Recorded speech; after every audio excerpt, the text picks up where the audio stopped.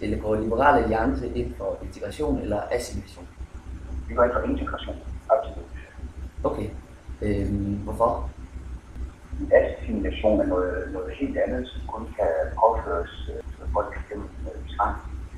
Integration det er noget andet, noget hvor folk deltager i samfundet, altså respekterer de regler og lov, som nogle gange er i samfundet, og passer og forsørger sig selv for sine, men ellers har lov til at leve, som de ellers har lyst til inden for deres hjems fire vægge. Hvad er Liberal Alliances holdning til integration? Det er, at integration er først og fremmest noget, der sker ved, at folk deltager i samfundet, og det vil sige først og fremmest, at de er selvforstående, at de er i arbejde.